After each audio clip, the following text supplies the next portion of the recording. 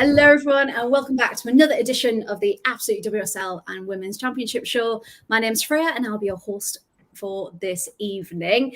Sorry, we are a couple of minutes late, few technical issues there, but nothing to worry about. But of course, I couldn't do this by myself. I've got the lovely team with me tonight. So Rosie, how are you? Good to see you again. I'm good, still buzzing from Friday. I was going to say lots of Chelsea stuff to talk about. So excited, yeah. I'm very good. Perfect. Yeah, can't wait to get into that one. And Paul, how are you? Welcome back. Hello, everyone. I've just stopped running from the men's football at the weekend. Yes, I was definitely going to talk about that one. So we can share a moment later for anyone who doesn't follow Paul on Twitter. That was quite a moment, wasn't it? And we will divulge all of the secrets a bit later on. And Chloe, a bit of a change to the schedule. Thank you so much for joining us and popping up. How are you? Anytime. I'm good. Happy to be here. Happy to help out. Perfect. Can't wait to get started. We've got people in the chat already. Thank you very much. Hello to Graham, who says good evening, everyone. Spenny friend Chris, hello, says good evening to us all. And of course, Kieran is here. Hello, Kieran. Thank you very much. Now, it's been an absolutely massive week in football, as it always seems to be this season. It's never ending, isn't it? It's absolutely non-stop. And so where best to start than in the WSL, the Women's Super League. So let's have a look at some of these results. I am very happy with one of them. I don't know which one of you can guess. But yeah, very happy that Aston Villa is in the green for a change. I'm so excited. So where best to start then with the first match of Matchday 16. And that was Chelsea versus Arsenal 3-1. Now, lots of talking points for this one. And Rosie, you're going to take us through it. So buzzing? Happy? Yeah. I'm so excited. I mean, it was just so interesting because obviously I was so excited for this game. A lot of Chelsea fans were a bit nervy, but no, I never lost hope. But we were just sat in the stadium and we had this little dancer trying to hype everyone up. It was a great atmosphere. And then obviously we were told that the game was going to be delayed for 30 minutes. Maybe postponed. Yeah. Delayed the excitement. But yeah, the actual match, I think the first half was a lot more intense. I mean, from a Chelsea perspective, definitely went off on the front foot, really trying to get that early goal, which we got. The first two goals, bit of luck possibly. But yeah, I think Chelsea did really well to control Arsenal in that first half.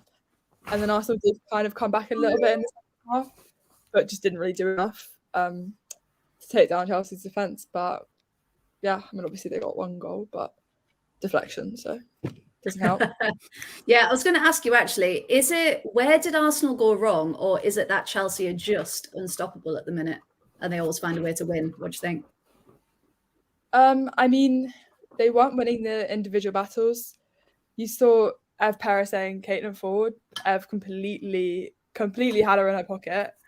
So it was just, I think also the midfield was lacking. I mean, I don't really like to criticise her because everyone does, but Zinsberger in the first half wasn't brilliant. I was going to say massive questions about Zinsberger, wasn't there? Yeah, I mean, second half I actually thought she played very well. But yes. Yeah, the first half, questionable. Ikoniskon's goal. It was funny because both of the goals were a bit odd. Like, the second one did come off our ass, and those are Emma Hayes' words, not mine. So it was quite funny in that. But yeah, it was good. Yeah, and it was the fact that even after the Champions League, when asked about new skin, have we decided? So, Paul, you're probably the best for this one. Sjurka. Yeah. There we go. With a slight sh, but not a massive one, because I know Rosie hates the sh. So there's kind of ever such a slight one. It's like Sjurka. Sjurka new skin. I love it. And it really, I think, because in English as well, when we don't have those sounds, it's then training your mouth to get round it. Yeah.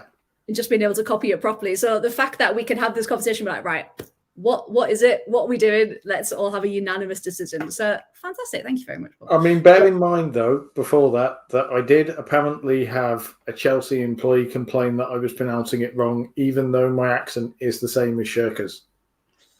So, which is quite interesting, isn't it? Like, it's because the bit of Germany I've lived in is per part of the world. So I kind of have a Rhineland accent like she does. But like when she says her name, the one, because me and Rosie were talking about this in the chat. I'm sorry, everybody, I'm going to bore you with like commentator pronunciation stuff. No, but when she says it, she really cuts it off really quickly. She almost goes like Shirknusken, and it's like she cuts the last word off, and it's like there's an E there. It should be Shirka, but like, yeah. By the way, while we're talking about pronunciation, it's Perise. Not Perise. It's Perise. Perise. Yeah. Oh, it's sorry. Emphasis is on the second syllable. See, this is nerdy. This is what happens when you get a French and German graduate on. They got.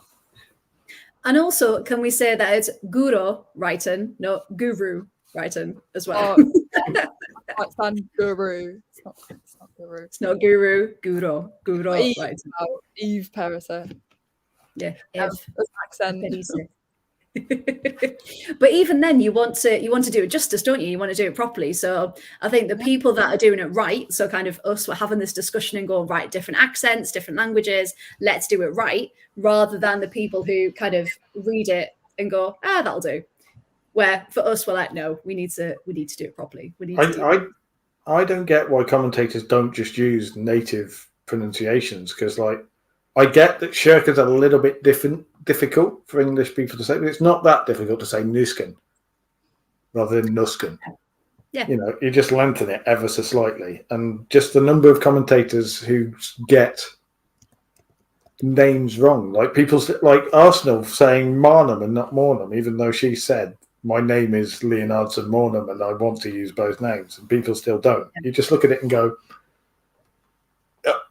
it seems like they don't want to take it as seriously as the men's game, but that's something else that we're going to discuss a little bit later on, because otherwise I'll end up ranting. Absolutely. And I've just been a bit clever and put that ticker along the bottom as who's just told us in the comments. Spenny Van Chris, absolutely on it. 4-0 Birmingham women currently playing in the championship. I think it's Matchday 13. they're replaying after, because they were all ill. Do you remember that week that they were all violently ill? So none of them could play. And Bran have just equalised. So let me change that ticker and get it. So we've got...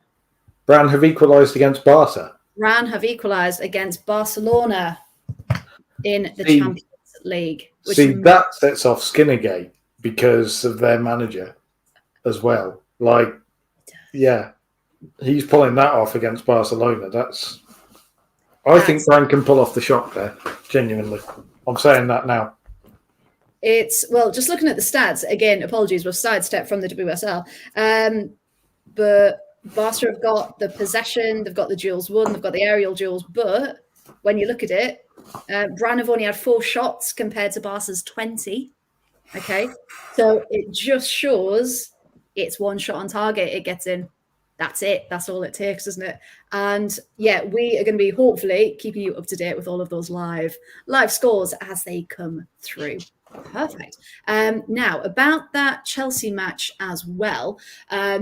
So about where Nuskin can actually play, I was doing some research, and even on Google it says she plays as a defender and a midfielder, and as we saw in Champions League, also a centre forward.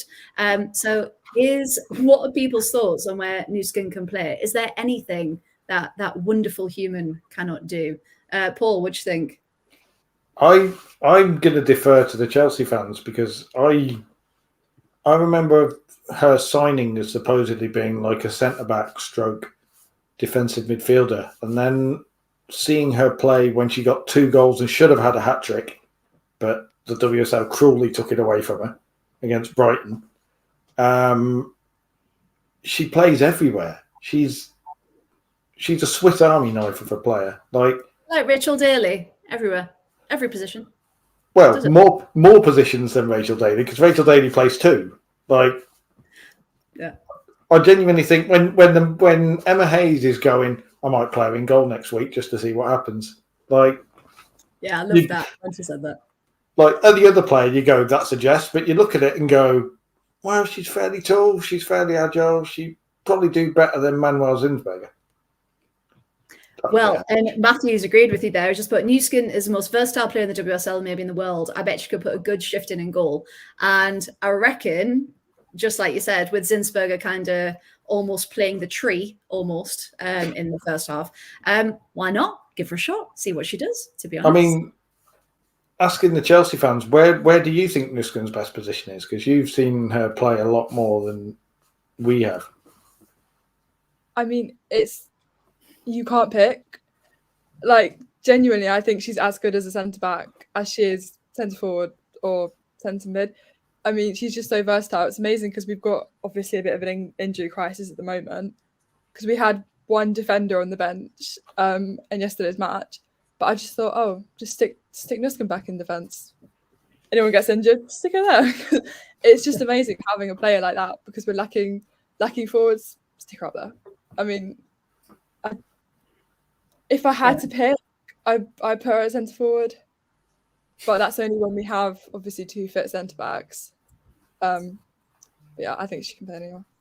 And the fact that she had that relationship with LJ, to be fair, who always turns up with Stamford Bridge, doesn't she? And already she kind of settled in. And even though those 2 goals were phenomenal with the deflections, it was right place, right time, wasn't it? Yeah, exactly. When it kind of came through. Yeah. Yeah. Sorry, what was that? I was just going to say the look of the Blues is with her when she plays. Makes her own look. Exactly. Better to be good than lucky. Perfect. Yeah, that's exactly it. And good than lucky. And also going on to 2 more teams who are going through an injury crisis. Chloe, Everton and Villa. We'll just sit back, Rosie. Just let them go. Yeah. So Everton are missing 9 players. Yeah, well, 10 if you count the suspension. And the we'll get onto that. And I will come on to Adrian and Leon in a moment. But I will let Chloe talk first. So yeah, 2-1. But what were your thoughts, Chloe? Was it a 2-1 match? It's a tough one because, to be fair, I really don't think like Everton have been playing badly at all recently. Like, they've been playing well. They played so well last week in the FA Cup final I'm getting ahead of myself. The quarterfinal in against Chelsea. Like, they played so well then. I think they played well again on Saturday. It's just unfortunate about the result, and it's even more annoying when it's an ex-player like Kenzadali getting the goal. Like, that's I just have no words. I'm just like, I'm a bit over it, to be fair, because we're going through an injury crisis. I know there's 9 missing, 10 if you're going to now count the suspension. I mean, to be fair, at least Stenovic scored a deflected header, but at what cost? Everton. One thing Everton are really good at, I'll tell you that now. One thing Everton are super, super good at is scoring a consolation goal. Just to make things look good. Like they're just kind of sitting back and going, yeah, because I didn't actually catch, I know it sounds bad, but I didn't actually catch the Everton Villa game because I was kind of distracted for a large chunk of the weekend with my own Sky Blues. What was the red card? Because it was, 97th minute. It was was it just a bad challenge and a second yellow? Was there questions over it? Yeah, pretty much. It was literally just a late challenge, injury time, and then a second yellow. Just a tired yellow, like just kind of one of those challenges that goes in 9 times out of 10. It's a yellow. It's not even a yellow card. Yeah, but no one's going to appeal it because it's Everton, and this no decision will go massively against them. Well, we saw in the Premier League that you can kick someone in the chest now, apparently, and the referees will say, "Oh yeah, that wasn't a penalty." So maybe it's just spreading to the WSL. You just can't appeal against anything. I mean, who knows what the rules are anymore? Like, I've completely given up on the rule books. I just don't know anymore. It's like one rule for one different for another. It's like I said a couple of weeks ago in the Man City game when the ball was going at Justine Van Haverman and she got a yellow card for putting her hands to her face to protect her because it was a handball. Yeah, we could rant about referees all the time because it started the start of the season. Do you guys remember the first game of the season where Emma Hayes went for and said there needs VAR in the women's game because Chelsea did score, it wasn't given, so Lauren James hammered it into the roof of the net 30 seconds later just to make sure. But afterwards, everyone was like, yeah, that should have counted for Chelsea. Do you think that VAR needs to be a thing in the women's game, or do you think it would only make things worse? This is kind of for both of you. It's tough. It's in the Champions League now. They brought it in the quarterfinals, so it is in now. But I mean, yesterday Chelsea had one decision go for them, one go against them. So it's like it's just those annoying little finicky offside bits. When it's you got in the way, so it's offside. I don't like that.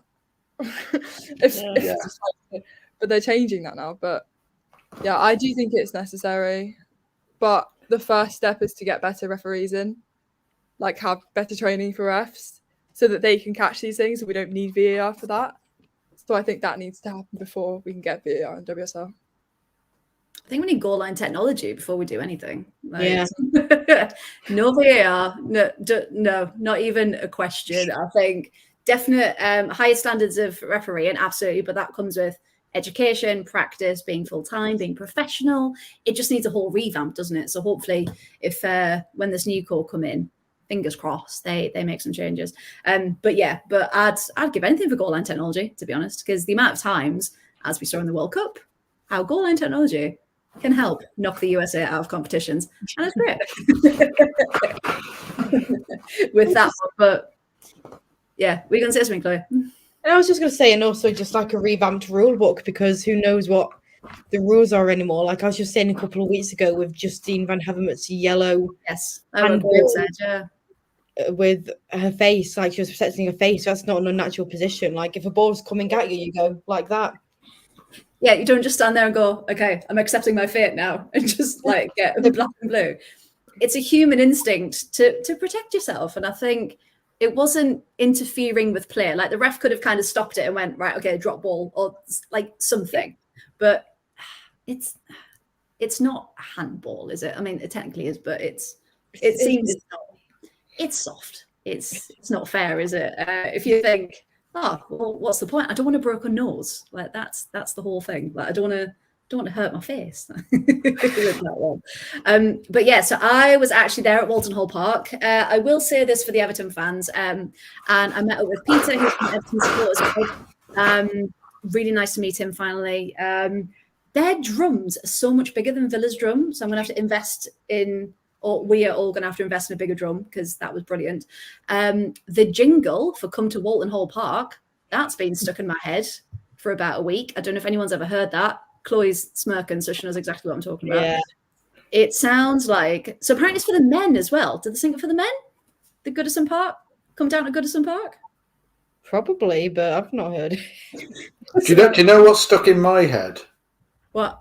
You know how you've got like Glory, Glory, Man United, and you've got various songs for things. Everton have this weird kind of 60s, 70s pop song thing, which is like Come On You Reds, but not. And the fans sing the whole thing. Okay. And it sounds like something. Chloe's kind of smirking. It's the chorus. It's the chorus that just randomly goes, because you can hear it when you're watching. You just randomly hear them go, Everton. Yeah. It's the jingle. It's like jingle. Yeah, Chloe, how does it go? It's like, come on down to Walton Hall Park. Like it's proper like a 90s like American shopping mall type jingle. It's great. It's Spirit of the Blues. You can actually stream on Spotify if you really wanted to. Don't tempt me. That might have to be the new theme of the podcast. I'm googling the lyrics because I love like football club songs because I get a thing when they play "You'll Never Walk Alone," and I love the way they play it for the women. And like Chelsea versus Ajax when they played Three Little Birds, and they did brilliant. that. That was lovely, and the fans all singing it for the women as well as the men. Yeah, because you were saying it's that one club mentality, weren't you? With that. But have you heard Norwich City's song? No, can you sing it for us? Norwich City's is amazing. It is the oldest football chant in the world. Amazing. Believe it or not. So you're determined to get me to sing, aren't you? I saw the karaoke time. Right. Okay. It's karaoke time. Hold on. Because it's called, I'm desperately filling here to try and find the words. It's called On the Ball City, and it's like properly 19th century chant, because you have this weird kind of music intro for the verse, and then everyone does the chorus, which is just everyone chanting. You ready for this? Karaoke time. Right. Everyone get ready. And Norwich women's team are on the way up as well. And so, technically we're talking women's football. But anyway, the whole crowd go, kick it off, throw it in, have a little scrimmage, keep it low, a splendid rush, bravo, win or die. On the ball, City, never mind the danger. Wait for this bit. Steady on, now's your chance. Hurrah, we scored a goal. City, that's it. And they sing it before every game. And it's like... Oh, I love that. And Graham, you're absolutely right. This is 100% going to be clipped, and it will be the most viral of all of them. That's brilliant. You can. Do Villa have any? Because Villa and Sunderland don't really have. Chelsea have Liquidator that they come out to, but they don't have any wordy chants.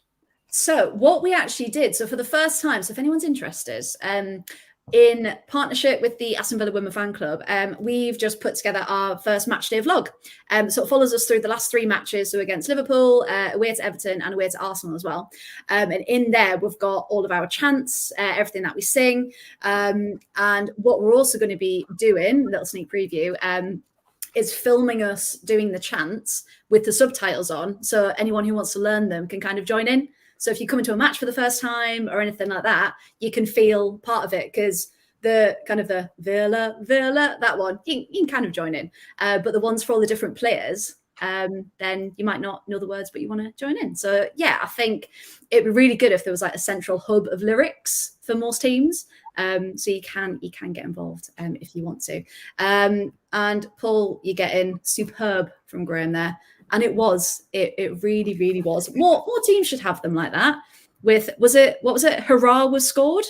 Hurrah, we scored a goal. Hurrah, we Steady scored. on, now's your chance. Hurrah, we scored a goal. I love that. That needs to be brought back. I can sing the Sky Blue song if you want for the FA Cup, but I might, if Simon's in the chat, he'll love that. I might leave that one alone. I'll sing the Cathedral song as well. Oh, the Cathedral song. I've been to Cov Cathedral. Yep. If you want a cathedral, we've got one to spare, as the football fans say. That's ours. Oh, I love that. That's brilliant. Yeah, we need to create the most strangest, mysterious kind of songs, folklore about football. I think that would make a pretty good podcast from around the world. All these different moments that kind of come together. But yeah, so I was at the match, and we kind of turned up probably the same as Everton, going, we just want to come out fighting. We just want to do our best. What can we get from it? I think a point would have been fair, especially in the first half, the way they both played. A couple of chances, but nothing special. Couldn't really do much with it. And then it comes to the second half, and just as some stats, Kenza Dali last season, right, 5 goals, 8 assists. This season, that was her first WSL goal. Against her former club. And it's just, that's been the difference. So she was injured beginning of the term. That's my teacher brain coming back. Beginning of the season. And you just think, what a difference that is. So maybe now that's maybe unlock something in Kenza, possibly. That brings her back to full form. But also Ebony Salmon, getting that header in, and I finally caught that on video. I never managed to record goals. I always get the celebration, never the goal. But I was absolutely buzzing with that. And the best thing ever, right? Hang on. Yeah. Oh, we've got a sign. We've got a signature. Got it signed. Where is it? There's camera. Where's it gone? There. Look. Nice. Finally got it signed. I was expecting it to be on the numbers. So when I looked at it afterwards, I was like, where's the signature? She definitely signed it. I've got a picture. It comes off though if you do it on the numbers. Oh, does it? Yeah. Ice hockey experience here. Apparently, players are told not to sign it on the numbers because it lowers the value of the shirt as an autograph. If anything, that increases it, right? Apparently not. Apparently not on the numbers, like because apparently you can't see it, and numbers come off, like Rosie said, or That's a good point. you can't see it as well. That makes more sense. Well, thank you, Dree, because obviously you're watching. It absolutely made my life, and we also got to tell her congratulations for the Gold Cup as well. So we did pass on how much we were proud of her for that one. But yeah, 3 points, thankfully. But again, Villa do far better away from home. Because Chloe, have Everton only won one game at home, something like that? Yeah, we've only won one at home, and it was against West Ham a couple of weeks ago, 2-0. And yeah, we've not had a great term at home. I'm kind of hoping that we do quite well in the derby, the Merseyside derby at Goodison Park, which hasn't been televised. Why, you ask? Who knows at this point? But we will get onto that because yes. we've got massive opinions on that one. But Sunday or Saturday, because they played on Saturday in a weird turn of events, they played on Saturday this week. It was actually Brian Sorensen's 50th game in charge of Everton. And I just want to say how well he's done. Like, he came into a club that was struggling with like no players, no money, and that's still the case. But what he has done with the team that he's got and the players that he's got is just absolutely incredible. Like, he could have easily just thrown in the towel and been like, yeah, not for me. This team's riddled with injury. We can't buy any players. We're just selling players. We can't like do anything about it. But he's made the best out of a bad situation, and like he's such a lovely guy as well. Like, if you've met him, like he's just so lovely. Like, I really enjoy being part of his press conferences because I just think he's so nice, and he's just done what he can with the situation he's got. And for that, I think hats off to him and congrats on 50. And he comes across like he really cares as well. Yeah, he does. And it's really refreshing to see that in a manager, like how much. Because obviously you see it with Emma Hayes in Chelsea. Hopefully you see it with Carla Ward in Villa. Other managers we won't talk about later. But yeah, you really see it with Brian Sorensen. He's just like, I'm here despite what's been thrown at us. Like, I'm gonna do my best. So yeah, that. Good. I think we need more shout outs like that. That's fantastic. Well done. Chris is keeping us up to date. Full time 4-0 to Birmingham. Puts Birmingham on 30 points after 17 games. Reading with 18 points from 17 games. Still in 10th. And I do have some stats that I kind of predicted earlier, which when we talk about the championship, we can come back to that. Perfect. Okay. So let's go back to Liverpool 3, West Ham 1. Rosie, I think we're back to you for this one. West Ham's poor away form continues. What did you make of this one? 3-1.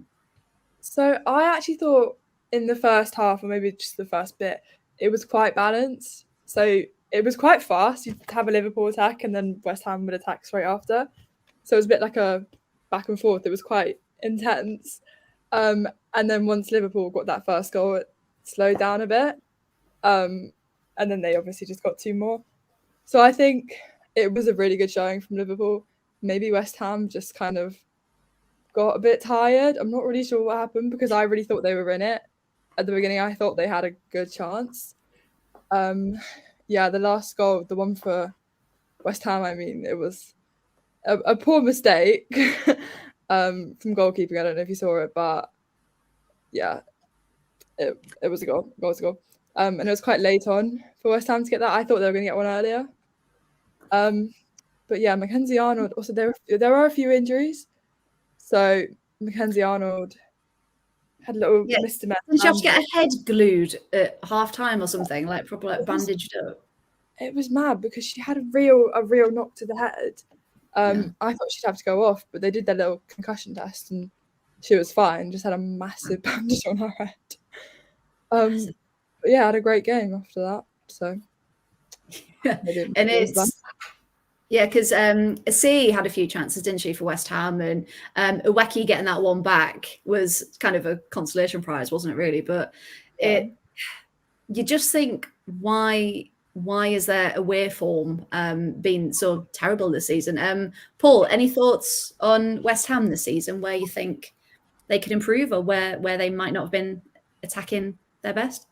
Well, funnily enough, I was just looking at stats, and the one that stands out to me is it was like Rosie said, because when Rosie said, it was back and forth, I was like, okay. And checked it, and possession is fairly even, pass accuracy is fairly even, everything is fairly even, apart from where you get to shots on target. Yeah. Because Liverpool had 13 shots, 8 on target, which my GCSE maths is roughly 2/3. And West Ham had 9 shots and 2 on target, less than a third. And as we've seen with Brandt, you've got to go on target, put shots on target to score, and West Ham don't do that. Seems to be a thing with London clubs, because Arsenal don't do that much either. Like they will put loads of shot on, but their shooting accuracy is worst in the WSL. Yeah, and I think we've seen more than anything this season that shooting accuracy is important, and I think most games West Ham probably get 2 there, but also it was really, really nice to see the Ankienen score for Liverpool, because coming back from injury for the first time in however long, she's had real injury struggles the past little while. Yeah, because who have Liverpool just lost as well to a knee injury? I can't remember who that was. Sophie Lundgaard. Sophie Lundgaard, yeah, and it's this thing, isn't it, with all these injuries? It seems like a lot of teams are being plagued at the minute, and we think, well, we're getting to March, we're coming to the end of that end of the season, we're coming to that period where we all know injuries kind of start occurring because of all of the intensity. So fingers crossed we can just wrap everyone else in cotton wool and keep them good till the end, because I think Villa and Everton will definitely be getting the kit man on if it keeps happening. Yeah, not do anything stupid like, I don't know, postseason friendlies halfway across the world. Yeah, who would do that? But again, that can be at the end, can't it? That could be a good talking point, because we will be on there all day with that one. So yeah, so Liverpool are now they're sitting 5th with 28 points, level with United. Okay, so I think Liverpool are the Villa of this season, doing what they did. Kind of, not that Liverpool were bad by any means, but I think they've been quietly surprising.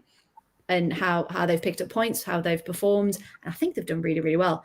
And that goes for Matt Beard as well, kind of the job he's been doing. But again, we can talk about managers later, because there was an announcement made, wasn't there, earlier, which we will talk about. Now, on to the next game we're going to talk about. So let's get these back up. Man United 2, Bristol 0. Now, Paul, I was watching this one, and it wasn't an easy win, was it, for United? So do you think 2-0 was a fair reflection of what was actually happening during that match? I think 2-0 flattered them massively. Like, because that first half, apart from obviously the first goal, but it was tough. I have never seen a team play that badly and win 2. Well, I probably have, because I'm a Coventry City fan, but I've never seen a team play that badly and win 2-0 and have their own fan base so muted about it. Like, just I got some stick last week from sections of the United fan base for suggesting that losses, they shouldn't be that bothered about losses because it would improve their club in the long run, which is fair enough. And, I can take that. But when you look and you see the response, even to Man United wins, of just, well, that was rubbish, but we won. Like it, Yeah. And apparently Mark Skinner's actually been away from the team for the last little while because his partner is having his second child. So congratulations, Mark.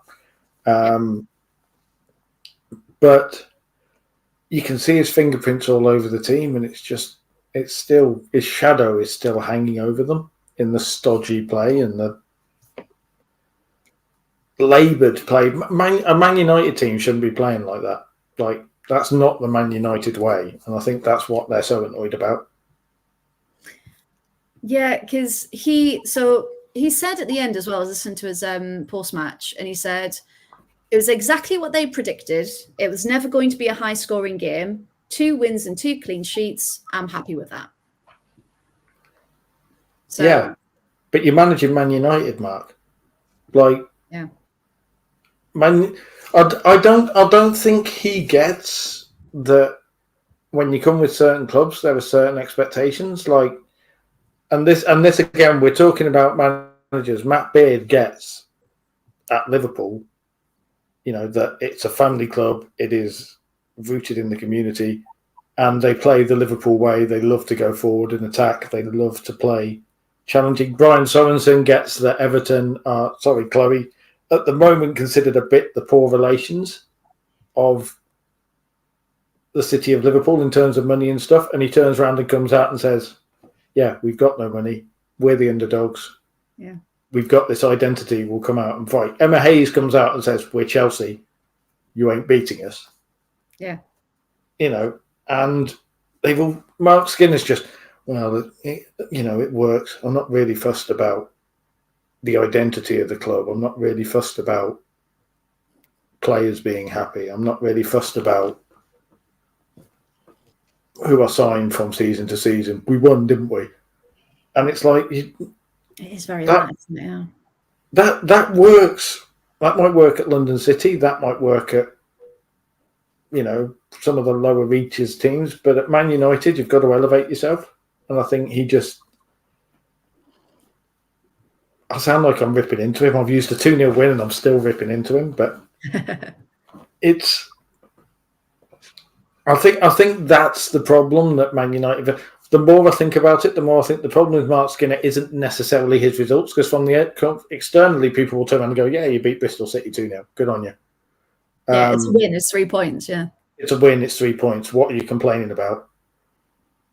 But it's just empty. He's taken the soul out of Man United, and there's mistreatment of players, which again is something Man United as a club don't do. I love that from Graham. He just read chapter 1, verse 1 of the Manager's Bible. Yeah.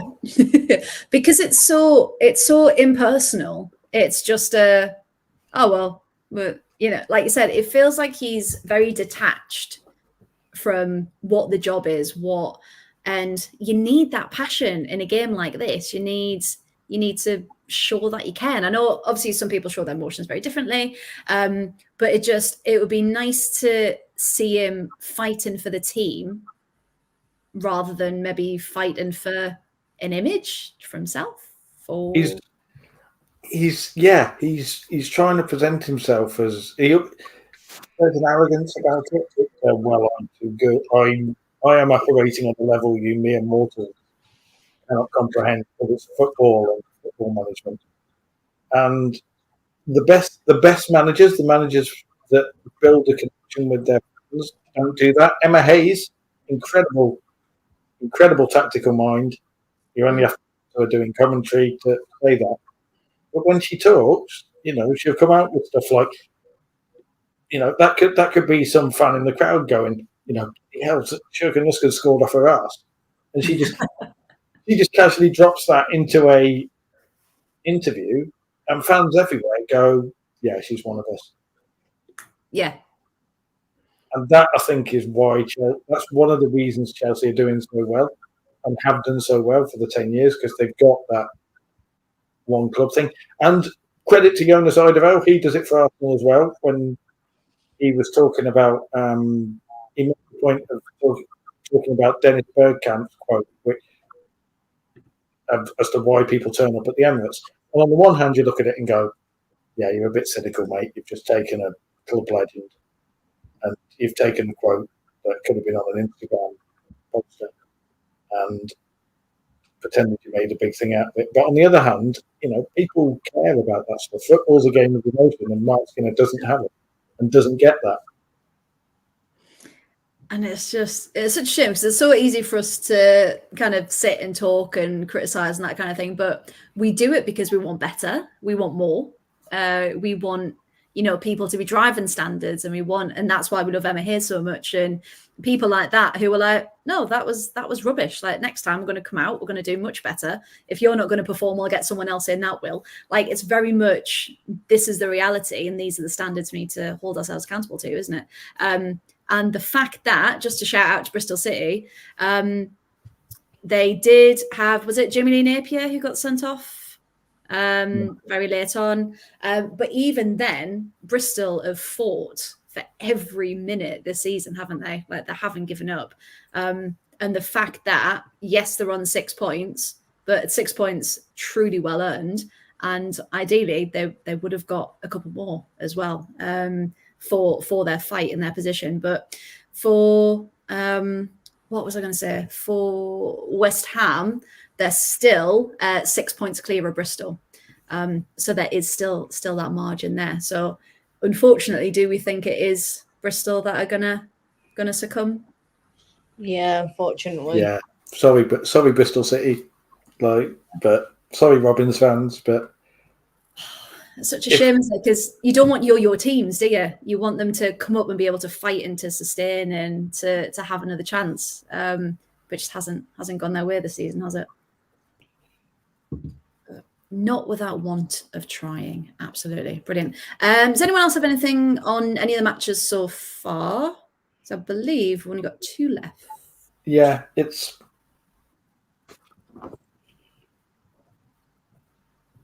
We can say something, Paul. We have. Sorry, I was fading in and out a bit again. Oh, I reset a bit, I so I don't might be a bit miss slow. what you're saying. I don't want to talk over you. I'm sorry. And I think the next one is me. Yay. Okay, so penultimate one there. We've got Brighton 1, Man City 4. Okay, a massive match full of goals there. I just wanted to point out, though, that it was so lovely seeing Mary Fowler and Laura Coombs starting, getting minutes, getting game time, and both of them scored. They both got on the score sheet. So it just shows the depth and quality that some squads have, that even if they haven't played for a while, they can come on, make an impact, and kind of give Gareth Taylor that headache of, well, who do I start? Who, if I'm rotating, which you should do a bit more often, when people are fully fit, who can I actually start? Because I've got so much quality. So I loved seeing those two back. With City being out of both of the cups, of course, as well, this was, well, they're all must-win games, but this one in particular to keep them up there. And because they won, because they got the 3 points, they are still level with Chelsea at the top on 40 points with that one. And we will look at the table in a moment. But yeah, it's really, really tight. And I think, and I'm just going to put it up really quickly, even though I said we're looking at it in a moment.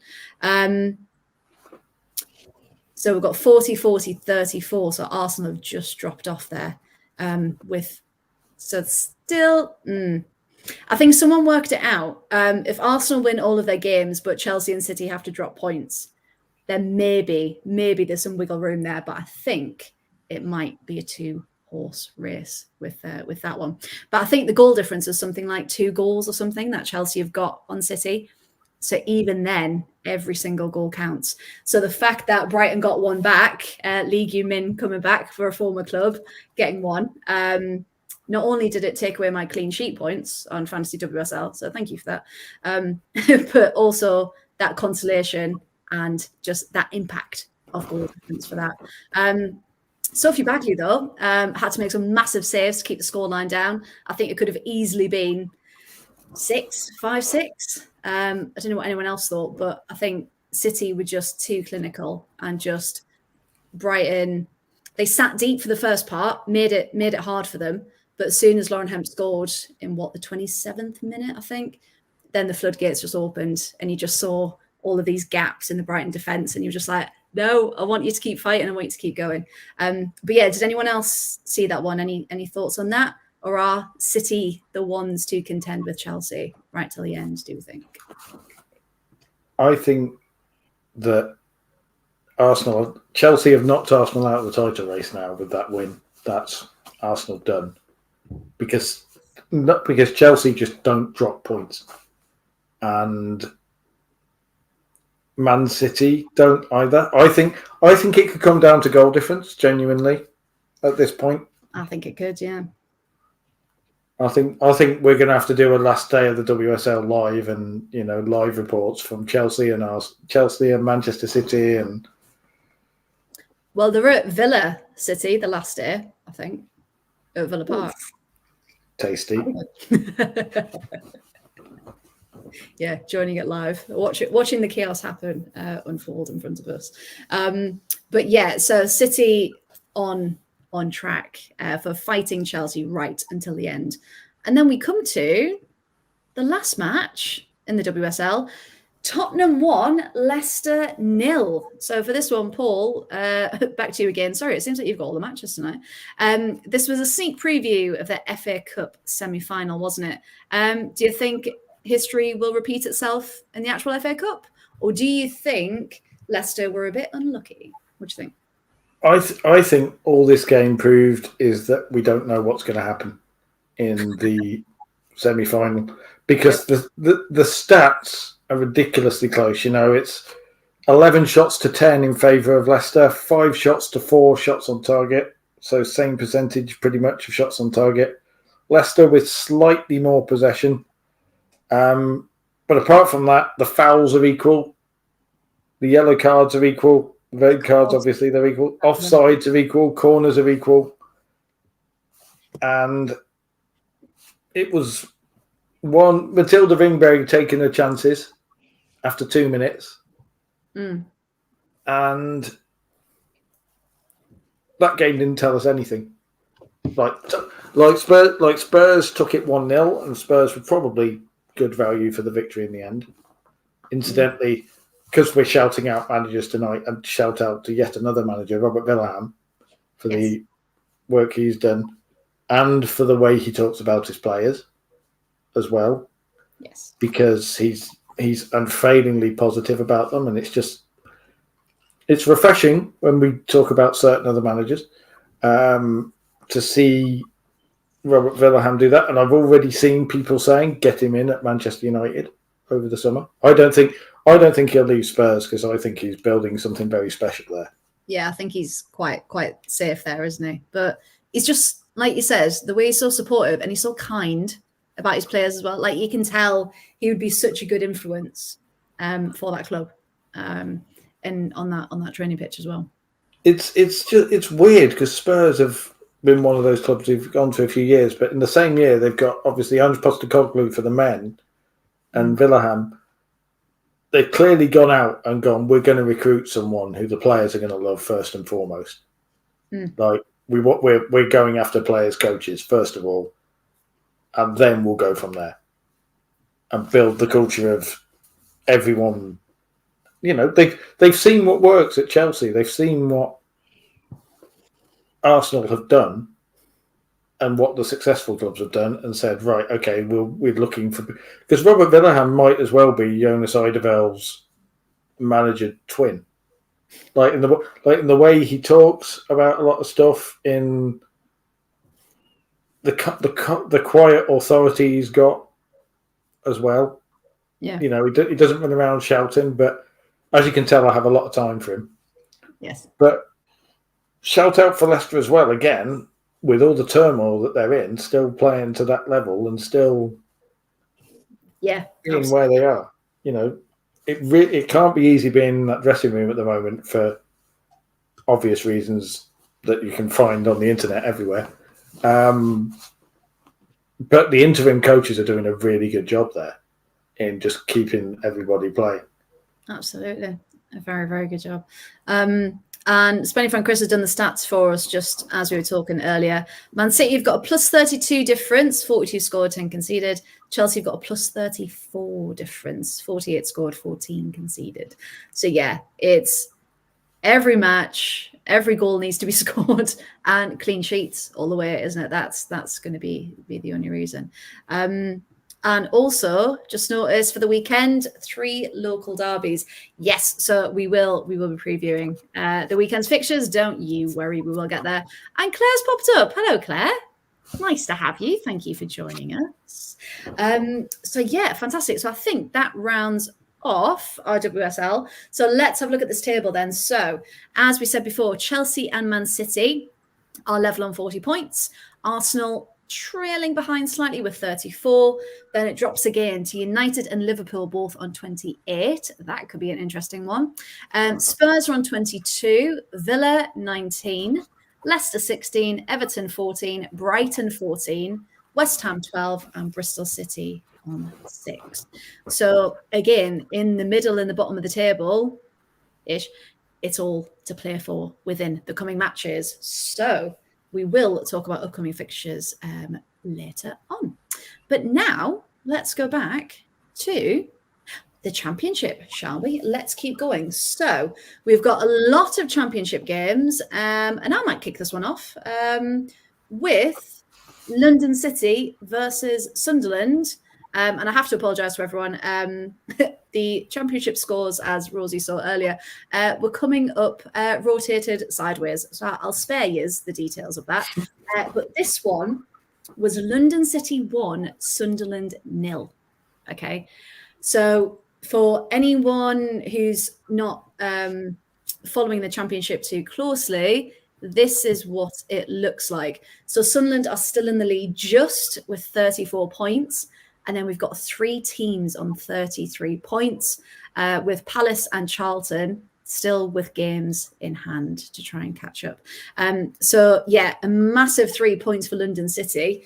But from the off, it just really looked like they were the dominant team, that they were going to come out and fight. And it seemed like the Lasses just couldn't get in their rhythm. They just couldn't really get into it. And when they did, turned the ball over really quickly, and it felt like something was missing, and I don't quite know what. But yeah, from set pieces, London looks really, really dangerous. Emma McCandy nearly scored a cracker. She needed a Katie McCabe and getting a goal in from a corner. That was early on. So really, due to the Lasses' recent form, they should have been able to put that to bed, I think, really quite early on. But fair play to the Lionesses for keeping them out. Could be argued, and I know Ant, who was there, he went down with a couple of other members of the How Are the Lasses pod. They were down there, and there was a shout for a penalty. I don't know if anyone saw it on the highlights, but as Sunderland have gone to attack, Grace Maloney comes out, the goalkeeper, and it looks like she's got more of the player than the actual ball. But the ref waved it away, said, no, it would have been soft, didn't give it. And it just makes you think, would that have then changed the game if it was then 1-1? But yeah, Risha Littlejohn, of all people on St. Patrick's Day, gets a cracking goal right in the top right-hand corner. I don't know if anyone saw that one, but I think she looked more surprised than anything else. So it was a fantastic way for her to celebrate. And it was a build-up with 2 ex-villains as well. So Shani Boy Haloka with the cross, and then Rusha with the finish as well. So yeah, really miss those 2. And then, of course, it just seems Remy Allen is doing fantastic things for London City. But in the second half, Sunderland came out with a bit more fire, which was great. Had some cracking shots, really powerful shot from Jessica Brown, but they just couldn't get it, couldn't get the equaliser. And they've got, it's the home derby against Durham this weekend as well. So fingers crossed it hasn't put them off, and they can go out and take the 3 points off Durham. But yeah, a very, very strange one. Did anyone else expect that Sunderland might have dropped those points? Paul, were you expecting that one? No, and I don't. And I think they were very unlucky too, because it was a penalty. And I think if that is certain WSL teams, that is a penalty every day of the week. Yeah. Because as well, Ant was saying the reffing across the board in that match was awful, which goes back to high levels of refereeing. Yeah. Which is a bit, because there are some refs in the championship who are incredible, and who have deservedly stepped up to the run. Now, one I really like, and I apologise if I pronounce his name wrong here, because it's his first name in particular I always kind of get slightly wrong, but it's Adebini Sonye, or Soneye, there we go, is a fantastic referee, like really lets the game flow, and he came to prominence in the championship. He's been doing WSL games. Yes. I don't know who the referee was on Sunday, but I think if there was an assessor there for the Sunderland game, they will be looking back at that decision and saying, maybe you should learn from this one. Because, like you said, if a goalie takes more of a player than the ball, it's a penalty. And I'd say that for any team. So maybe, but then you have a problem with perhaps contact. You have a problem with handball rules, which Coventry benefited from for their first goal against Wolves. With VAR not being sure, we've seen it happen a lot in the WSL with Frank Kirby being taken out by Katie McCabe with a full-on smash and it not being given. And it is weird how it only seems to happen. Like certain teams get the benefits of referees a lot more than others, and it happens in the championship as well. And I don't know what you guys think. I mean, do you guys think, because we've got 4 different teams here, do we think that smaller teams in the WSL and even perhaps Chelsea seem not to get the benefit of decisions compared to certain other teams? Or am I being paranoid here and being unfair? No, I think that's fair. I think some teams definitely feel the benefit a lot more. And then other teams never seem to get anything their way. So I think it's just consistency we want, isn't it? I don't know about anyone else, but yeah, consistency. We know what Chloe thinks about Everton. So not getting decisions. If I speak, I'm in trouble. That's why the silence is. Chloe and Rosie are just like, we're not touching this one. Yeah, it's hard. Let's just say we want consistency, and then that's it. We could do that. George just put, assistant has to help out the referee for the penalty claim. I think the ref even gave a corner, so clearly hasn't even seen what happened. Yeah, again, it's where's the ref on the pitch? Because it was, I do know, it was a female ref, but I haven't seen her before. I don't think so. I can't find her name anywhere. So yeah, it's them positioning. It's, do you make the call with doubt, or would you rather not give it just in case? It's a hard one, but that's when you rely on your officials as well, as Joe said, with that one. But yeah, it was an unexpected one that London got the three points. But what it does do to the standings is London City are now 9th with 19 points. Reading are on 18. Because again, as we saw earlier, they lost 4-0 to Birmingham City. So it doesn't change where Birmingham sit. They're still 5th, but they're now on 30 points. So again, that's getting closer at the top. And Reading stay 10th. So yeah, London City are edging their way out of the relegation battle, but closer to Durham as well, who we will talk about in a moment. And speaking of which, shall we go to Paul? Should we go to you? Durham 0, Charlton 1. Now, I thought Durham were a little bit unlucky in this one. What do you think? I think Durham were Durham, and Charlton just gutted it out. I actually thought it was a very good away win from Charlton because Durham were at their best, which, depending on who you ask, is either they're best at kicking people off the pitch or they're best at being physically robust. But when Durham are on it, they are nightmares, I'd imagine, for the teams to play because, every 50-50 ball they go in like their lives depend on it. And they were doing that. They were clearly up for it. And Charlton needed those 3 points. See, don't worry, Graham. I will be praising your Charlton. They needed those 3 points, and yes. I'd actually kind of pinged that game more than Sunderland against London City as one where one of the title chasing teams perhaps dropped a couple of points, because it's an incredibly tough away trip, and all credit to Charlton for taking the points from that one. They tend to do that. They're not a glamorous team at all, Charlton, in the way they play. They're not like Crystal Palace where they'll go around and everyone goes, oh, they just go flying forward and they're entertainers and they light everything up and whatever else. They've also got the loudest person on the touchline in football, I think.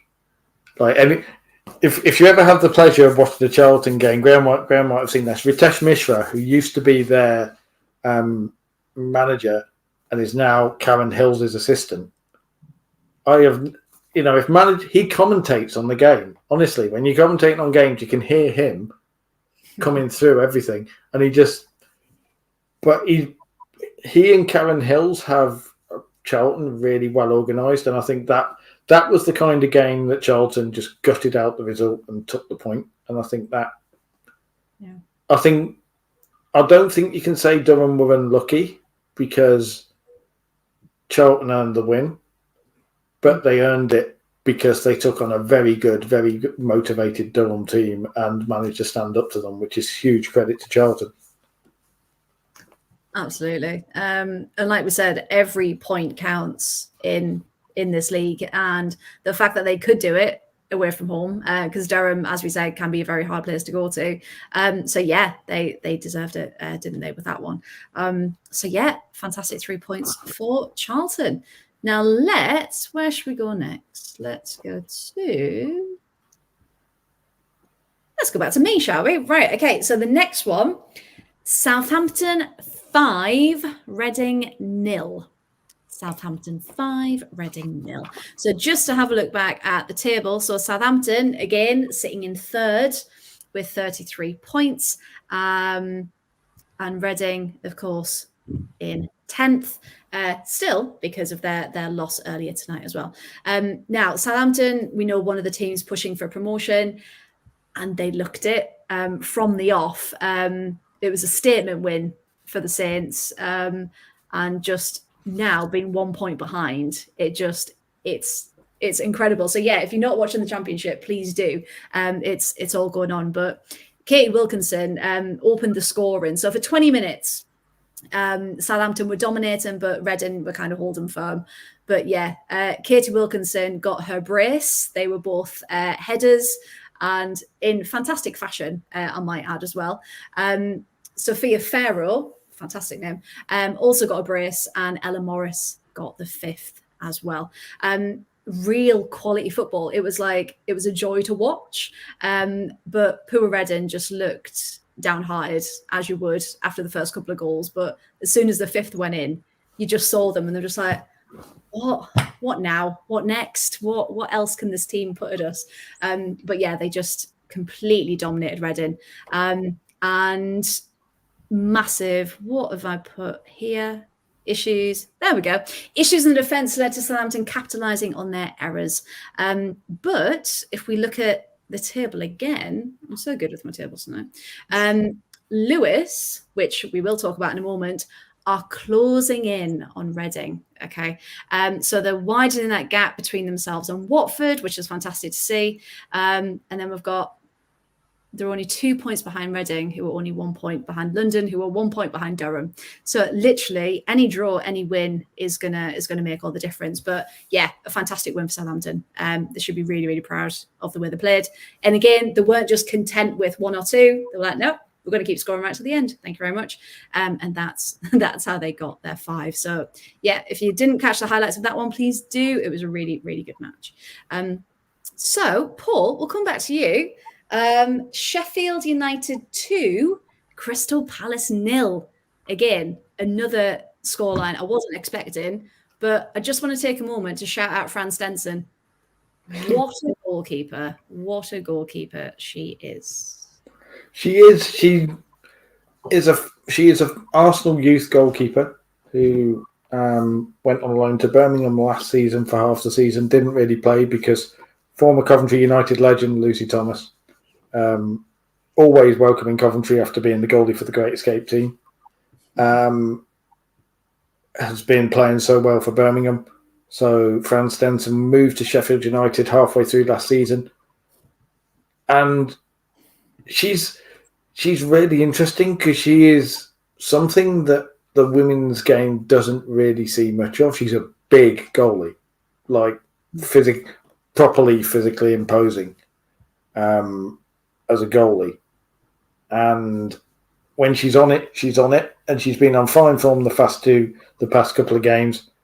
And what a time to hit form against the most dangerous attacking side in the division. And just, yeah, Palace just crashed against a red and white wall. Like you had a blue and red and blue wave just crashing against a red and white wall for most of the game. And then Izzy Goodwin, who ex-Villa, ex-Coventry. Yeah. Fantastic talent, yeah. When she played for Coventry, she reminds me of Erling Haaland because she's huge. She's 6'4", but like very slender, but really powerful. And when she runs with the ball, she's very Haaland-esque. And again, this is another reason why you watch the Championship, because you see players like Izzy Goodwin, who just will not get mentioned by most of the mainstream media because, they're not playing in the WSL. She could be a WSL striker now. Easily. Yeah, now she's had that time and that ability to really hone her craft, as it were. Yeah, I can see her back in the WSL. 12 goals this season in the Championship. Yeah, she is the reason Sheffield United are where they are. Yes. I would love to see her up alongside Rachel Daly because the aerial power in that attacking lineup would be insane. Like if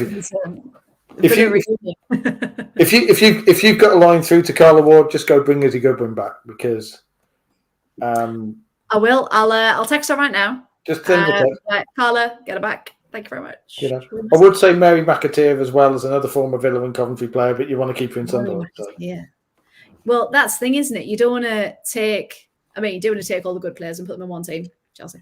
But you want those battles, don't you, between all those teams, and that is why we've got like 5 fighting for the top spot in the Championship, because you've got those fantastic individuals that are spread out and they're not just kind of hoarded in one team. It's showing the benefits of parity this season because you haven't got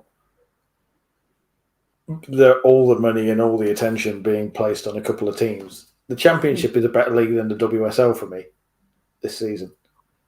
In terms of the quality of it, obviously the WSL is better in terms of raw skill, but in terms of entertainment, Championship all day long.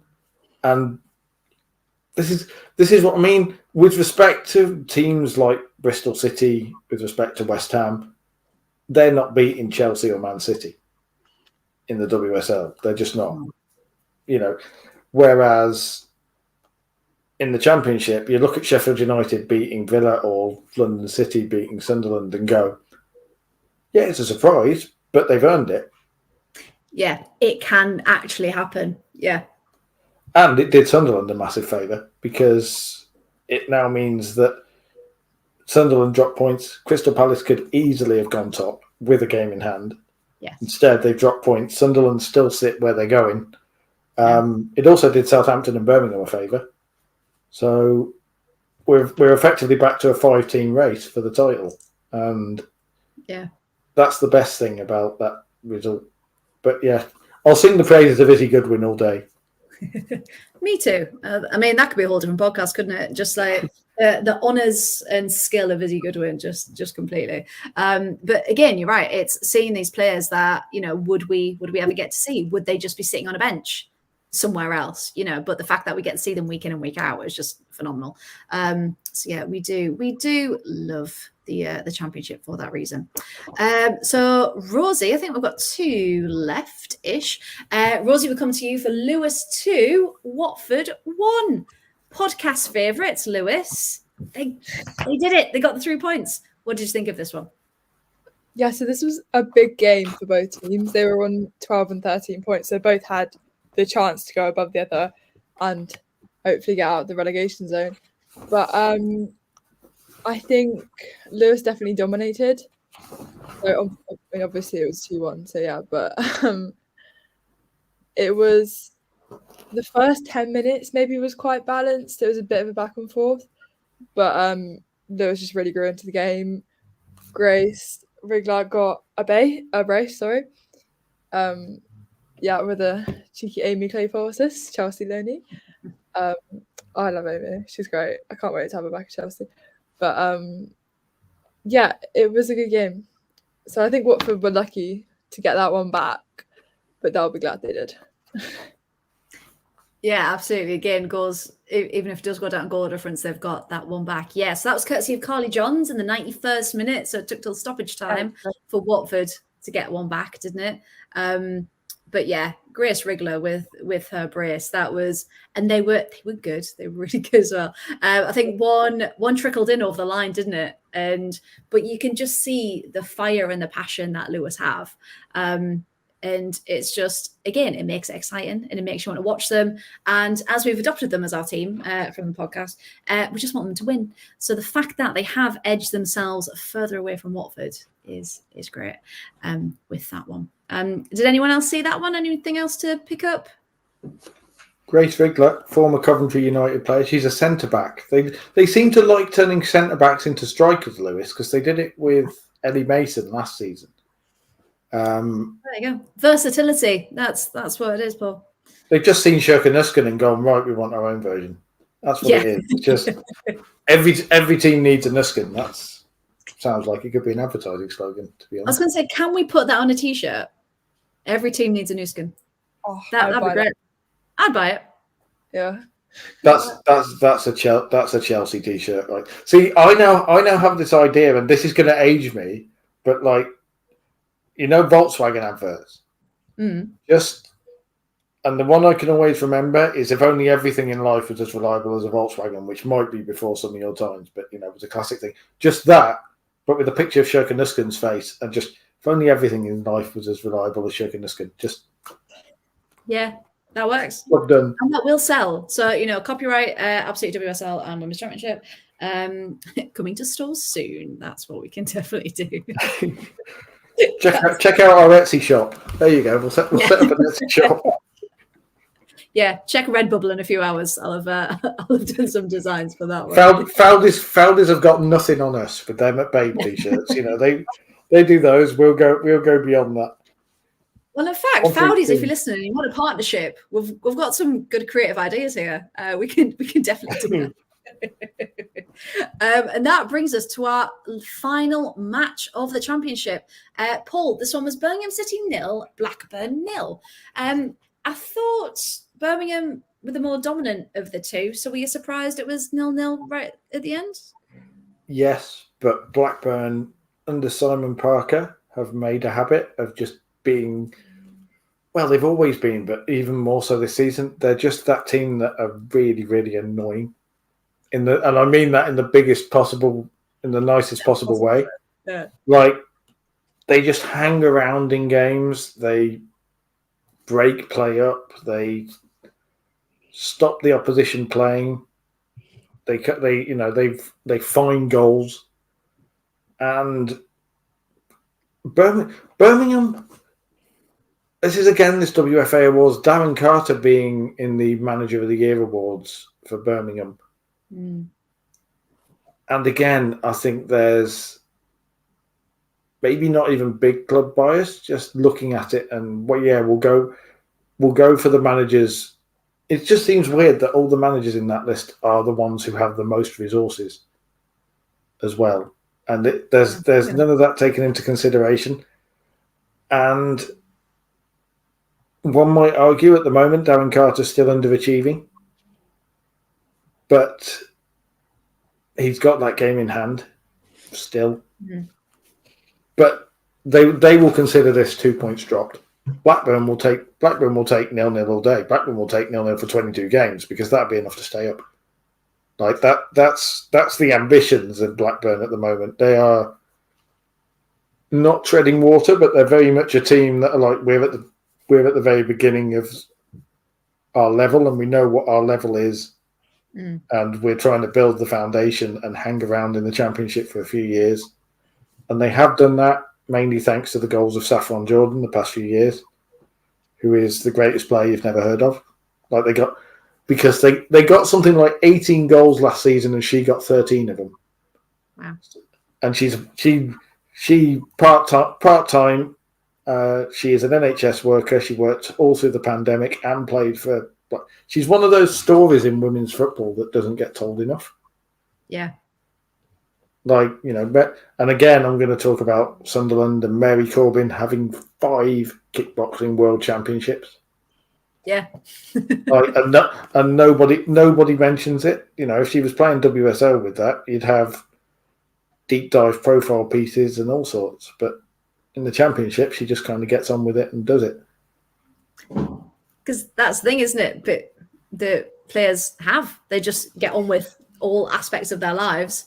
And play football at the same time because it's the passion of it, it's the love of it, isn't it? But yeah, you're absolutely right. It's the stories that hopefully we can share through this podcast. So let's keep on with that. But yeah, it just looking at that. I mean, I know I've looked at it a couple of times, but still, there is nothing in this at all. I think there's, in the middle of the table there's what Birmingham where they are. They're safe. But anyone else, who's going to get promoted, who's going to get relegated, literally could be anyone, to be honest. And because, as we can see, it is possible to beat the ones at the top.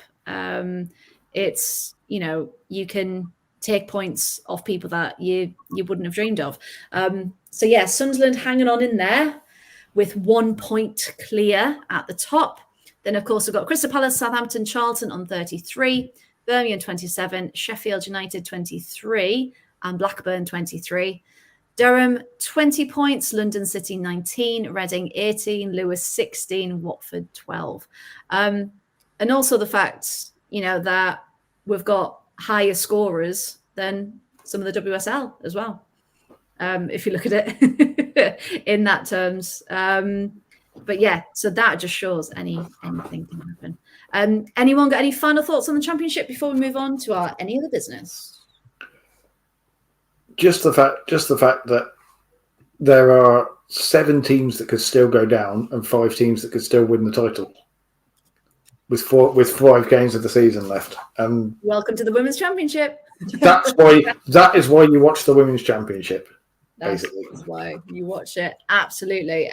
So obviously we are going to keep reporting on that every week because it is our favorite league, isn't it? Because anything can happen. Now, we had a couple of other talking points just while we've got everyone. Hopefully you're all enjoying the podcast so far. Remember to like and subscribe if you haven't already. Now, we had our banner coming across, now that I know how to do that, with updates on the Champions League. However, we talked about it briefly, didn't we? Chelsea got a massive 3-0 away win at Ajax. So bringing that home to Stamford Bridge, that 3-0 lead, we know strange things have happened. Ajax might come out and completely dominate. But at Stamford Bridge, Rosie, what do you think? Going in with that 3 lead, that's got to put them in good stead, right? Yeah, so even the home crowd is gonna, if they didn't have the 3-0 cushion, the home crowd would be amazing to help them get that win. But now, obviously, they've got the 3-0 as well. I think they're gonna dominate. I mean, that's my personal, very unbiased opinion. But it's very professional. Yeah. I mean, obviously, as a completely neutral, I think. I mean, Lauren James has made Stamford Bridge our playground. Like, I'm excited. Maybe she'll get a few more goals. She's been a real top goal scorer in the league at Stamford Bridge this season, and that's women's or men's. So, I mean, that tells all, really. I'm just, it's going to be massive. And I think so. The Champions League group stages, we didn't manage to get that big of a crowd in. Because for the first few, they only opened the East Stand. But yeah, I'm just hoping for a big crowd because they've opened up more of the stands now. They've actually been able to. Good. Yeah, I'm hoping we'll get a good crowd. Fingers crossed. Yeah. Because that's what you want. You want everyone to kind of come in. You want a massive away section, and you want that rivalry, don't you? You want that banter. You want that to come up. Chloe, how about you? Are you excited that Chelsea could possibly go all the way this year in the Champions League? Shouldn't have got a chance. I do. And also, Vienna Hayes farewell tour. It's the only one thing she hasn't got yet. The only thing she's not got is a Champions League. So I think that's the thing that she will really be gunning for. But I do think they're in with a chance, and they've got the 3-0 already. So I just think they can do it. Because they're still in it for the quadruple, aren't they? Which I believe, again, anyone correct me if I'm wrong, but Arsenal, the only ones to do it out of the English teams, the quadruple. So if Chelsea can do it this year in particular, that would be something pretty special, wouldn't it? And just to update on some other Champions League scores for those following, Lyon won 2-1 away to Benfica. Benfica went 1-0 up, and it was a bit like, really? Benfica were going to do it? But no, Lyon came back with 2. Barcelona did win tonight 2-1. That is full time. That is official. And we've got the other ones, which I do have up. Bear with. PSG won against Hacken 2-1. Just said about Barcelona and Lyon. Yeah, perfect. So at the moment, Paris, PSG are going in with the advantage. So are Barcelona, so are Chelsea, and so are Lyon. So in fact, all of the away teams have got the points. So the return legs are going to be very, very juicy indeed for those ones. Spenny Fan Chris has just put on as well. Whoever puts a good run in the bottom half can get up the table after maybe 2 or 3 games. Yeah, absolutely, for the championship. So keep watching and see what happens. And I did want to also point out Hannah Hampton in a Champions League match, considering we all thought she was going to Chelsea to be on the bench. Paul, what does that say about Emma Hayes' faith in Hannah Hampton, that she's starting her in a Champions League match? It proves me wrong completely. I was genuinely one of those who's like, Chelsea stacking up on goalies, and they've already got Nikki Everard and Vucevic and Anne-Catherine Berger. But Emma Hayes clearly sees Hannah Hampton almost as her starter now. And it's lovely to see, because it's almost like Hannah Hampton's been on a bit of a redemption arc, because it feels like there has been elements, I'm being very careful here in how I put this, it feels like she hasn't been given the latitude of certain other players, and it's almost like there have been people acting within the England setup or whatever to give her an impression. All these leaks about her supposedly being a bit difficult, all these leaks about her supposedly being super focused, all these leaks about her being difficult to work with, and it's weird because it came from nowhere, didn't it? It was just very sudden. No one had anyone who'd ever met her. And again, from when she was at Villa, she'd always have time for the fans. She would always come over. She was absolutely lovely. So when those rumours came out, and I firmly believe they are rumours, personally, it was just like, really? that, because obviously everyone goes through rough patches, we know that, but we're thinking, is that really her? Have they just caught her on an off day? Like, what's happening? But people now have actually made a point of coming out, haven't they, at Chelsea, all the goalkeeper coaches, and saying she's the loveliest, most professional person you'll ever meet. And I think, thank God for that they've come out and said it, so that any nonsense about, you know, the attitude, that anything, that's kind of been put to bed, hopefully now. So people can just focus on, as they should anyway, the football and how fantastic she is. I mean, and again, this is might be me overthinking, but Hannah Hampton has set off my autistic radar as someone who is autistic. Like, you see people and you hear them described and about how people have said, oh, she's super intense when she trains and she's really hard on herself, and she is very... As soon as I read all of that stuff, of, oh, she's very blunt with people, and, you know, she doesn't take direction.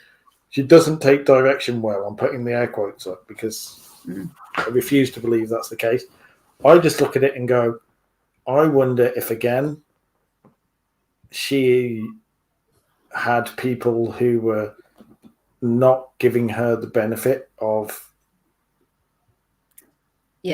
even trying to work out how her mind works. And maybe that environment at Chelsea, and again, we get back to managers and environment. Emma Hayes is always very player focused and has always been very player focused.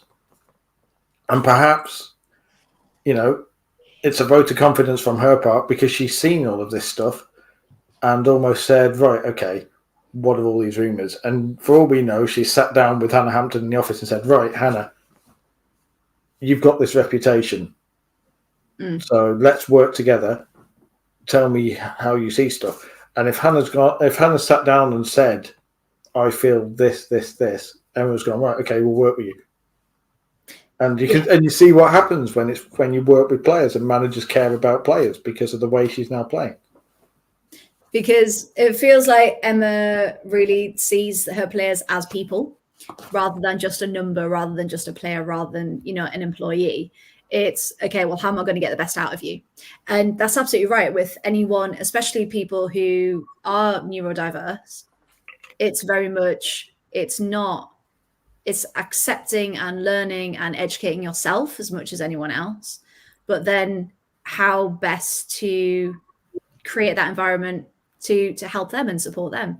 And you just hope, you know, obviously we don't know anything. We are just putting it out there. But that environment seems to be suiting us so much more, like you said. And if this is what it takes for it to shine, and Joel's just put there in the chat, England's next number one. I hope so, because Kiara Keating, as fantastic as she is still very young, still has a lot to learn. And you just think between her and Hannah Hampton, hopefully they push each other all the way. And I'd quite like to see Hannah Hampton get more game time, to be fair. Chloe, what do you think? Yeah, 100%. Like, I've been a big fan of Hannah Hampton for a while, and especially since like finding out that, you know, she's actually got a problem with her eyes. Yeah, depth perception. She's got a depth perception, which I just find remarkable itself, how she can play so well with that. And yeah, because wasn't she told she'll never play competitive sport? Yeah. And look at her now. And I really like her, so I'd quite like to see her in the England setup and also getting a couple of games because, like we've just said, she's really good and she's proving herself at Chelsea massively. Yeah, and if you can prove yourself at Chelsea, you know you're doing a very, very good thing with that one. Absolutely. Now, we wanted to talk about a massive question. So the TV fixtures were released for the weekend. And I know Chloe's got a lot to say about this one. Well, in fact, we all have a lot to say about this one, but we'll let Chloe go first. The Merseyside derby, Everton versus Liverpool at Goodison Park, is not on primetime TV. It is one of 3 local derbies, I believe, this weekend. And as someone who supports Villa Arsenal isn't that big of a game in the grand scheme of things. So we know it's on Sky Sports 2 because it's Arsenal. They attract the viewers. We know that it's a money thing. But the derby, you know. Chloe, what do you think? Take it away. Rant away. It's just one of those things, isn't it? Like, I mean, the Manchester derby, you can understand it's the Manchester derby. It's at the Etihad. It's a big deal, but you would have thought as well they'd have the Merseyside derby. Like, they had the reverse fixture in October at Anfield on Sky in the evening, like on prime time. That got in like a crowd of 23,000. That was like a record attendance. So you'd think when they decide to put the Merseyside derby at Goodison, and potentially also the last one at Goodison as well, because we're moving to Bramley Moor. Of course, Like, yeah. this historic venue that has been Everton's home for however long. The fact that it's the venue in itself, like, when else do they get, like, Meg Finnegan's been doing promo today, speaking about the importance of it being at Goodison, highlighting the fact that it's at Goodison, and also that this could be the very last time they play at Goodison because it's going. And I just don't understand how something as big as that doesn't get picked for prime time. We just pick, I mean, I can't really complain about Manchester derby, but they just pick Chelsea and Arsenal again, which is just like, well, typical, but also why? Yeah, and it's a shame because it's that thing of, again, as a business, you want to get the viewers in, you want to show that your money's going somewhere, you want like return of investment almost. But it's for those people who are new to the game, they're just going to think it's Arsenal, Chelsea, City, United. Like, they're just going to think it's those four. So the fact that a massive derby like that isn't on, it's taken away that viewership. It's taken away that introduction. Rosie, what do you think? Because obviously, as a Chelsea fan, they used you on telly. That's quite nice.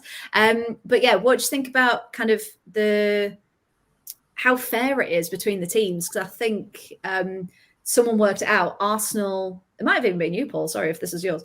They'd been on the telly like 14 out of 16 games or something mad like that. But yeah, Rosie, what do you think? Should it be fairer? Yeah, I mean, I think sometimes you can't just split it completely evenly between everyone. Excuse me, between everyone, because Arsenal do get viewers in, but when you've got big games, obviously like Everton, Liverpool, you have to show that on TV, and you have to show that because, yeah, as you said, people coming in to women's football might not know what it's about. Seeing Arsenal Villa, all right. But maybe if they saw a bigger game, that would attract more people. And it's on the FA Player at the moment. FA Player is great, but it's not Sky Sports. Like, it does have some issues, and I think a lot of people don't even know about the FA Player. If you're new to women's football and you're just scrolling through the sports channels, you're going to see these games, but you're not just going to be looking on on the FA Player if you don't watch women's football. So I think it's a massive to have these games on TV, and yeah, there needs to be a conversation about that. Yeah, because you're absolutely right. The FA Player's not really promoted very much at all. And Spenny Van Chris said that as well. Some fans don't know about it. Yeah, absolutely. So it's free. It's great. It's there for, it fulfills its purpose. But in the grand scheme of things, it would be nice to have these big derbies, wouldn't it? Just as like Chloe said, they had the reverse fixture on Sky Sports, so why not have this one? But then you could argue one's better than none.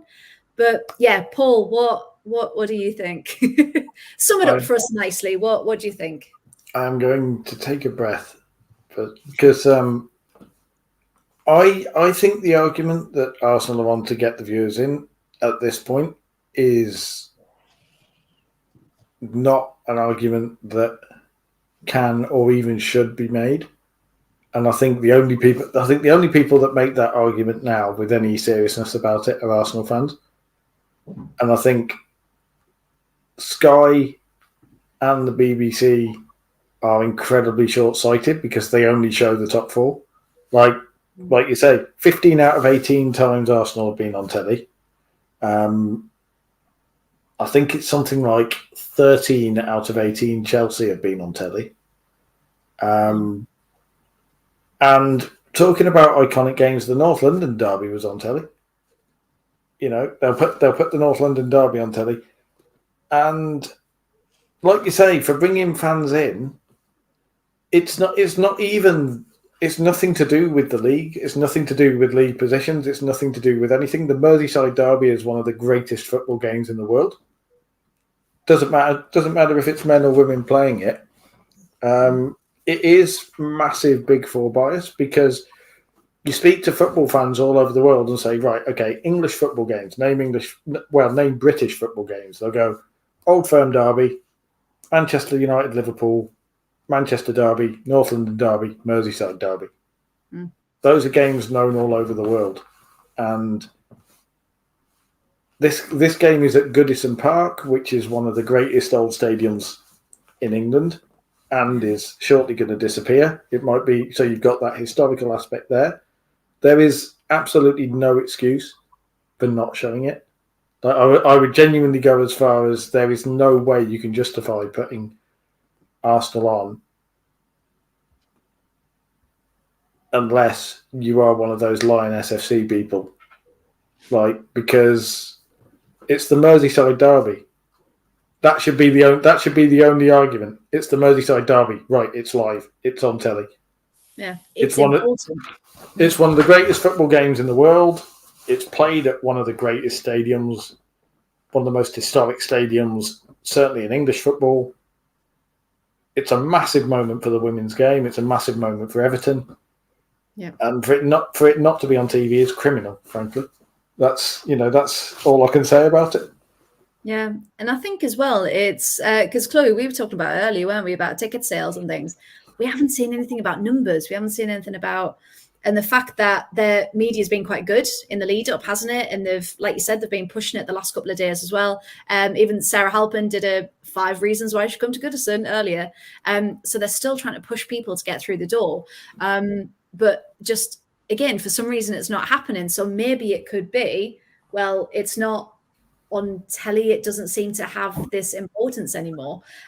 So fingers crossed, if you are local, get yourself down to the Merseyside derby this week. Get yourself through the door. Get your ticket. I think it's £12 was on the advert. £12 a ticket for adults. £2 for under 18s as well. £3 a ticket. So yeah, very, very cheap day out. And free if you're a season ticket holder. Free if you're a season ticket holder. There we go. Right, we're doing all the promotion now. Everton, if you'd like to get in touch, we are available for more for that one. But yeah, get yourself down. If I'd have planned it better, I would have loved to have gone this weekend to watch it. So yes, John, get your coat. Absolutely, let's all go. John's driving, and we'll get ourselves down to the Merseyside derby with that one. Perfect. Right. I've just seen the time. So what we'll do is get some predictions for the week. So we'll start with the championship. So what I'm going to do is put the table back up so we can see and just how important these games are going to be. So first up, we've got Charlton, London City. So quick predictions. Let's go around. Rosie, what do you think? Charlton or London City? Charlton. Paul? Charlton. Okay. Chloe? Charlton. Ooh, all for Charlton. I'll go London City. I'll be different. Next one, Blackburn, Southampton. Rosie, Blackburn, Southampton. Southampton. Southampton. Paul? I think Blackburn can pull off a draw there. Ooh, a draw. Yeah. Chloe, what are you thinking? Southampton. Southampton, yeah. I might go a draw. Just for Sunderland's sake, if anything else, for that one. Next one, Birmingham City, Lewis. Rosie, what do you think? Birmingham, okay. Paul? Lewis, of course. Chloe? Oh, Birmingham. I might go a draw. No, I'm not. I'm going to go a Lewis win because why not? No, Graham, come back. Still love me. I promise. I'll be good. I promise. Next one, Sheffield United, Reading. Rosie, what do you think? Sheffield, Paul? I've gone for a Lewis win, so I've got to go a Sheffield United win, so Lewis get out the relegation zone. Perfect. Chloe, what do you think? Sheffield. Sheffield. 100%. Yeah, me too. And Izzy Goodwin to score 10. There we go. That's my prediction for that one. Okay, Crystal Palace, Watford. Crystal Palace, Watford. Rosie, what are you thinking? Crystal Palace. Okay, Paul? Palace are a wounded animal, so I think Watford are going to get the backlash. Oh, okay. And Chloe? Watford. Ooh. I don't know. Watford win. Hey, if they can pull that off, yes. Yes, to Sunderland's advantage. And speaking of Sunderland Durham in the local derby. There's only one right answer for this, everyone, so please don't let me down. Rosie, what do you think? Sunderland. Perfect. Paul, what do you think? I'll go Sunderland. You thought about it. I thought about it. Chloe, what do you think? Obviously, Sunderland. Obviously, there we go. That's why I wanted you on tonight. But yes, absolutely. I'm praying for Sunderland win. Again, get that buffer. And you with your come on Durham. To be fair though, it's going to be a good match. It's going to be really tight. I'm really looking forward to it. It's going to be fantastic. They're all piling on us now. No. Go away. Can we sing the praises of Durham though? I know as a Sunderland fan, you might not do, but can we sing the praises of Durham for their little bit of promo where they wrapped the Roker Lighthouse in the scarf of both teams, which is like an iconic northeast landmark? Yeah, so it was the championship that made it because they all shared it at the same time, which was really, really nice. So if you haven't seen it, exactly what Paul said, it's a half and half scarf, half Sunderland, half Durham, and it's wrapped around Roker Lighthouse, which is in Sunderland, if you went to a show. But yeah, fantastic bit of marketing. And they did it for the Manchester derby. There was the 2 lockers, wasn't there? The Merseyside derby, it was hanging from, Chloe, what's it hanging from? The tower, the Rupert's. Yep. I was going to say BT Tower, but that's Birmingham. Not hanging from that. But yeah, so a fantastic bit of promo. So thank you very much to the WSL and Championship for getting those together. They were very, very impactful indeed. Right. Okay. So again, let's go for some WSL predictions. So we have got, first up, Man City, Man United, the Manchester derby. Rosie, who do you think is going to edge it? Man City, Man United. You're going to go United? Well, purely because City's drop points. But also, I think they could have it in them. Okay. Paul, what do you think? City by a couple. City by a couple. I think City come out and absolutely smash United. Yeah, I agree. Chloe, what do you think? Yeah, I think City, but I think it's going to be a good fight from both teams. I hope so. I really hope United get that fire back, get that grit back, and just completely go for it. That's what I'd really love. Yeah, Chris has just said there, quite surprised no Durham Cathedral in there. I think they could have maybe done a half and half, Roker Pier and Durham Cathedral. That would have been quite cool with the scarf, wouldn't it, round the spire at the top. That would have been very good indeed. Yeah, we'll give them a shout for next time for their media. Now me and Chloe are taking over with that one. And speaking of Chloe, Merseyside derby, Everton, Liverpool. Rosie, what do you think? Everton, Liverpool. I want to say Liverpool, but I'm scared. Oh, and Chloe will never speak to you again. Right, Paul, what do you think? Normally, I would go Liverpool, but I think the Goodison factor will take Everton over the line. I think last game at Goodison, I think it will put an egg. Plus, if I'm right, the last derby played at Anfield, Everton won. I think. We did. I think so too. Yeah, good. And Chloe, no surprise, but who do you think is going to win? Everton. Everton. Of course, we want some Italian magic, don't we, in that one? I'm hoping for Everton win as well. That sounds perfect to me. Okay, next up, we've got Bristol City at home to Spurs. Rosie, what do you think? Bristol City at home to Spurs. Spurs. Spurs. Paul, what do you think? Spurs. Spurs. Chloe?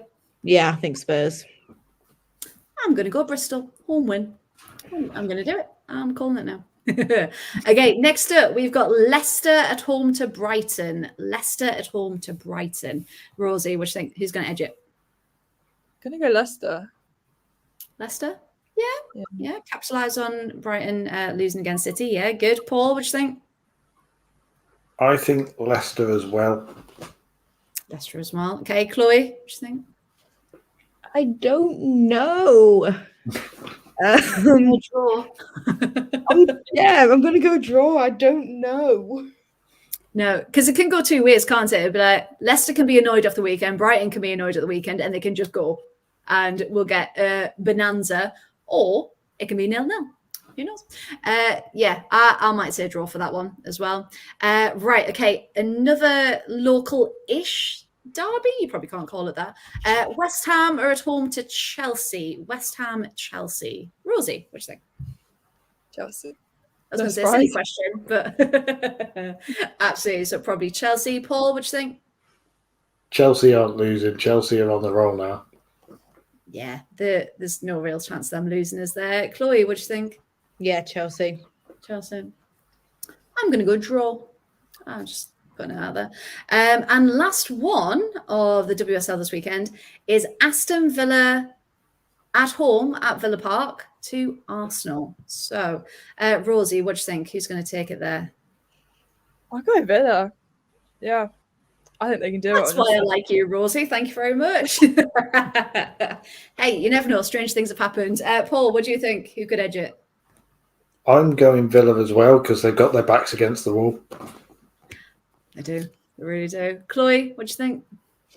Yeah, I'm going Villa. I mean, we've all seen how Arsenal have played recently, so Villa all the way.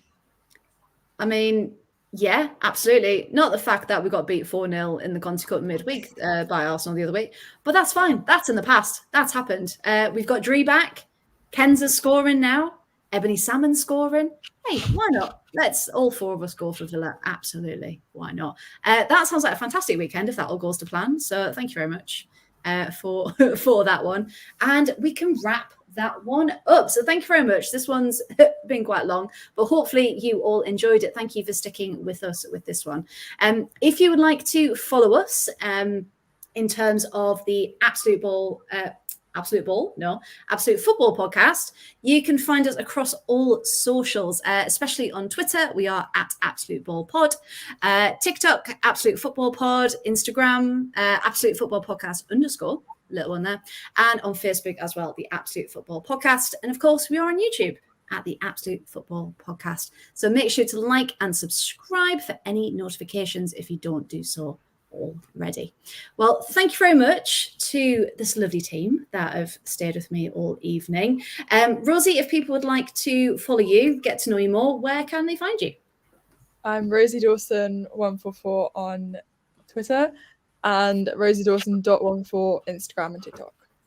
Perfect. Thank you very much. And Paul, where can people find your ranting, more karaoke, and wonderful updates? You can find me at Paul W Radio, but I promise I won't sing unless it's a Sky Blue. Unless the Sky Blues win, then I might. No, we need to sing. That's what we need to do. And Chloe, thank you again for joining us. Where can people find you if you want them to? I'm Chloe Bear 529 on Instagram, TikTok, and Twitter. Perfect. And again, thank you to everyone. So thank you to Spenny friend Chris for joining in the chat. Thank you to Graham. And thank you to absolutely everyone that has joined us. You can find me, if you want to, at T Freya T Writes, or you can join me and Lindsay at the Hall 115 yards for all things women's football, but mainly Villa. So thank you very much for joining us. And we'll see you again at the same time next week at 8:30. Thank you very much. Goodbye. See you.